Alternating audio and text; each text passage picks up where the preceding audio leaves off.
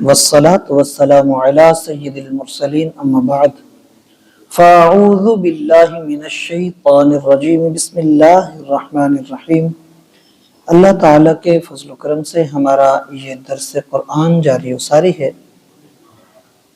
انشاءاللہ تعالیٰ العزیز سابقہ درس کے ساتھ ساتھ ہم آیت نمبر 3 جو ہمارا جس سے متعلق گفتگو چل رہی ہے اسی میں آگے مزید سننے کی سعادت حاصل کریں گے۔ سورہ المائدہ جہاں سے ابتدا ہوئی ہے اس میں اللہ تعالیٰ نے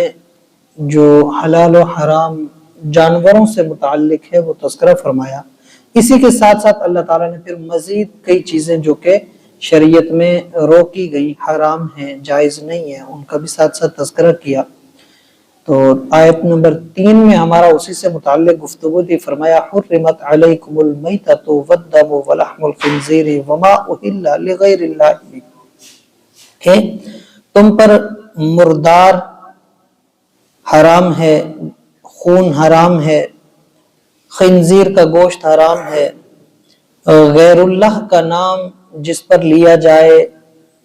وہ حرام ہے، اسی کے ساتھ ساتھ والمنخنقۃ والموقوذۃ، یعنی ایسا جانور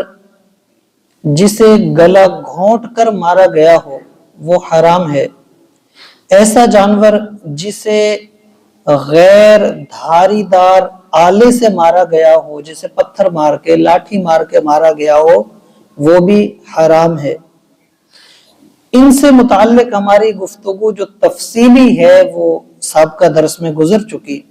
مزید اب ہم یہاں سے آگے بڑھتے ہیں۔ فرمایا والمتردیات، اور ایسا جانور جو بلندی سے گر کے مرا ہو، چاہے وہ کسی بھی طرح کی بلندی سے گرا اور وہ گرنے کی وجہ سے چوٹ لگنے سے مرا تو وہ بھی حرام ہے، وہ جائز نہیں ہے۔ والنطیحۃ، اور ایسا جانور کے جیسے ہوتا ہے نا، جانور آپس میں لڑتے ہیں تو ایک دوسرے کو سینگ مار دیتے ہیں، تو اگر ایک جانور نے دوسرے کو سینگ مارا اور اس زخم اور اس چوٹ اس صدمے کی وجہ سے جانور مرا وہ بھی حرام ہے، وہ بھی جائز نہیں ہے۔ فرمایا وما آکل السبع، ایسا کہ جسے کسی درندے نے کھایا ہو، ہوتا ہے نا کہ شکاری جانور ہوتے ہیں تو شکار بھی جانور ہی ان کا بنتے ہیں، تو اگر کسی شکاری جانور نے، درندے نے کسی جانور کو پکڑا، حلال جانور کو، اور اسے کاٹا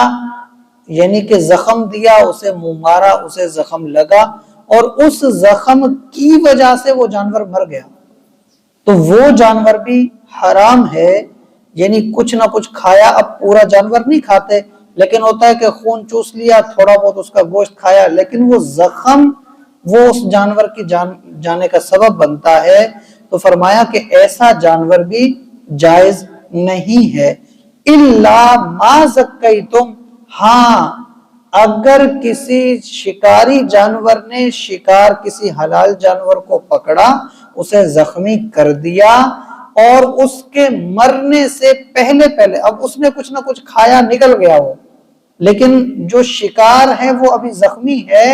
تڑپ رہا ہے، اس کے مرنے سے پہلے جا کے اگر ذبح کر لیا اس کو حلال طریقے سے تکبیر کہہ کر تو پھر وہ جانور حلال ہے، لیکن اگر اسی زخم سے مطلب مر گیا اور حلال نہیں کر سکے وہ جانور پھر یعنی اسے ذبح نہیں کر سکے تو وہ جانور بھی حرام ہے۔ فرمایا وما ذبح علی النصب، اور وہ جو ذبح کیا جائے بتوں کے لیے، یہ دو چیزیں اب یہاں پر ہو گئی، ایک ہم پہلے سن چکے کہ وما اہل لغیر اللہ بہ، ایک، اور یہاں دوسری بات آ رہی ہے کہ وما